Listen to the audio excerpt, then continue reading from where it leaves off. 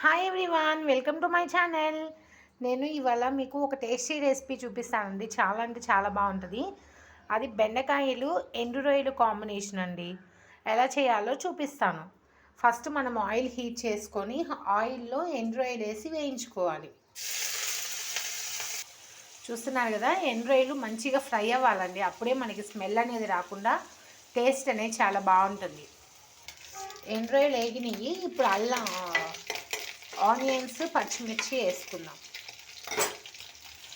కొంచెం కరివేపాకు వేసి వీటిని కూడా మంచిగా మిక్స్ చేసి వీటిని వేగనివ్వాలి.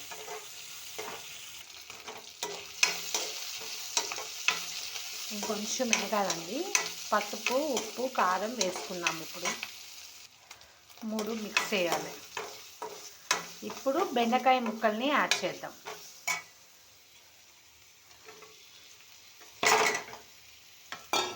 ఒక్క నిమిషం మగ్గనివ్వాలి. ఈ రెసిపీ 5 మినిట్స్లో చేసేసుకోవచ్చండి. మనం ఎండు రొయ్యల్ని ఒక గంట ముందు సోక్ చేసుకుని ఉంచుకుంటే చాలండి. ఒక 1 మినిట్ మగ్గనిద్దాం.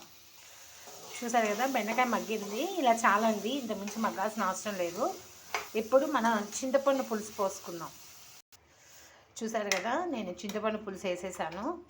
దీంట్లో మనం అల్లం వెల్లుల్లి పేస్ట్ కానీ గరం మసాలా కానీ ఏమీ వేయకూడదండి. అవన్నీ వేసామంటే మనకు న్యాచురల్ టేస్ట్ అనేది రాదండి. మసాలా ఫ్లేవర్స్ వచ్చేస్తాయి టేస్ట్లో. సో ఇలా ఒక్క 10 నిమిషాలు ఉడకనిస్తే మనకి బెండకాయ ఎండు రొయ్యల పులుసు అనేది రెడీ అయిపోతుంది. 10 నిమిషాల్లో ఉడకనిద్దాం.